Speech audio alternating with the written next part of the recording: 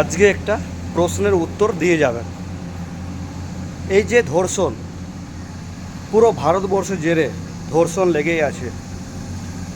কালকে যা দেখলাম একটা খবরে, রাজস্থানে 32 জন মিলে একটা 13 বছরের মেয়েকে ধর্ষণ করেছে। খুব দুঃখজনক বিষয়। জানি না ঘটনাটা কবে ঘটেছে, কিন্তু কালকে খবরও দেখেছি। এইভাবে পুরো ভারতবর্ষতে এই যে ধর্ষণ হয়ে যাচ্ছে, তার দায় কে? গভর্নমেন্ট, না ভারতবর্ষের আইপিসি, না সাধারণ মানুষ?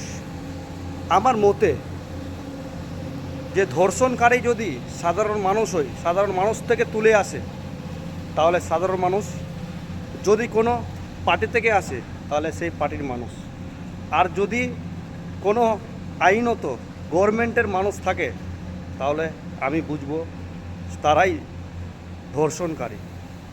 কিন্তু এখন পর্যন্ত তার উত্তর খুঁজে পাচ্ছি না কি অরিজিনাল ধর্ষণকারী কারা।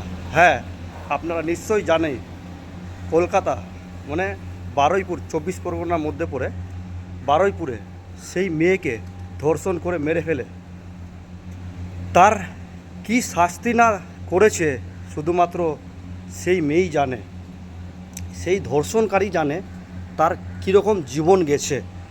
সত্যি একবার চিন্তা ভাবনা করুন, আপনার বাড়িতে যদি এই সমস্ত জিনিস হয়ে থাকে, তাহলে সত্যি আপনি কি খুশি থাকবেন? অবশ্যই না। কিন্তু আমার মনে হয় কোনো গভর্নমেন্ট এই বিষয়ে কিচ্ছু করতে পারবে না। কারণ সাধারণ মানুষ আমরা যদি সঠিক হয়ে যাই, আমার বাচ্চা কাচ্চা ফিউচারকে যদি সঠিক করে দিই, তাহলে ধর্ষণ থেকে আমরা বিরত থাকব। সেই কালচারটাই আমাদেরকে মধ্যে তৈরি করতে হবে। রাজস্থানে যদি 32 জন মিলে একটা মেয়েকে ধর্ষণ করতে পারে, তাহলে আমাদের মাইন্ডে কত গান্ধা কাচরা ঘোষানো আছে যে এই রাস্তা বেছে নিতে হলো। কারণ বিভিন্ন জায়গায় দেখতে পাচ্ছি, আজকে পশ্চিমবঙ্গে বারুইপুরের ঘটনাতেই সবাই মিলে রেপ করেছে। সিসিটিভি ফুটেজ দেখে তাকে নাকি অ্যারেস্ট করেছে, আর সেটাও শুনলাম নাকি তাকে ছাড়ানোর জন্য বিজেপির কোন নেতা গেছে। আমি বিজেপির যদি নেতা কেউ থাকে বা আমাদের মাননীয় মুখ্যমন্ত্রীর কাছে একটাই আবেদন করব, আপনি তো বলেছিলেন সরকার হওয়ার আগে কি সকালে তুলব বিকালে খরচ করে ফেলব। মহাশয়, আপনার কাছে আজ্ঞা, আমি আপনার কাছে আবেদন, আপনি কি সঠিক আইনটা প্রয়োগ করছেন? দেখেন, কোনো ধর্ম, কোনো রাজনীতি বিশেষে কথা বলছি না, কিন্তু যতটা সম্ভব আমরা যদি গভর্নমেন্টের আইন মেনে দোষীদের শাস্তি দিই, তাহলে কোনো গভর্নমেন্টের উপরে কেউ আঙুল তুলবে না। আমি বলছি না যে সরকারের সেই দায়, কিন্তু যারা দোষী আছে তাদেরকে যদি ছোটানোর জন্য সেই নেতারা যায়, তাহলে কি বলবো, প্রশ্ন থেকে যাচ্ছে। সত্যি কি ধর্মের উপর রাজনীতি হচ্ছে? না, আমার সেটা মনে হয় না। কিন্তু আজকে দেখেন রায়গঞ্জে ধর্ষণ, কিছুদিন আগে আলিপুরদুয়ার না কোথায় শুনলাম সেখানে ধর্ষণ, প্রায় 7 থেকে 8টা বাচ্চা ধর্ষণে পরিণত হয়েছে এই কয়েক মাসের মধ্যে।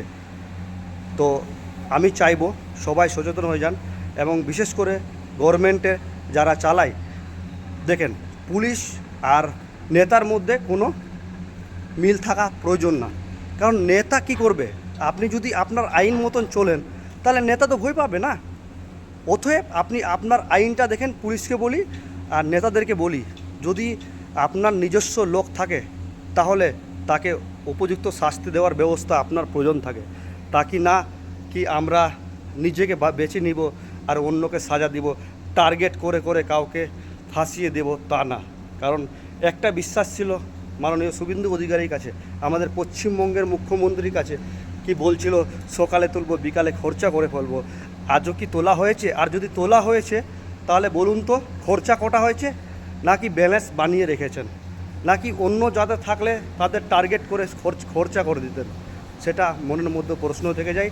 যাই হোক, অনেক কিছু বলার থাকে, নিজেকে দুঃখ লাগে এবং খুব লজ্জাজনক বিষয় যে এই সমস্ত রেপিস্টদের সাজা না হয়ে রেপের হার বেড়েই যাচ্ছে।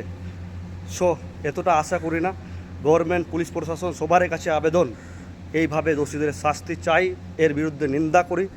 আর আপনারা অবশ্যই নিজের সৎ মনে আপনারা কাজ করুন আর তাদের সাজা দিন। ভালো থাকবেন, নেক্সট ভিডিওতে দেখা হবে। জয় হিন্দ, জয় ভারত, বন্দে মাতরম।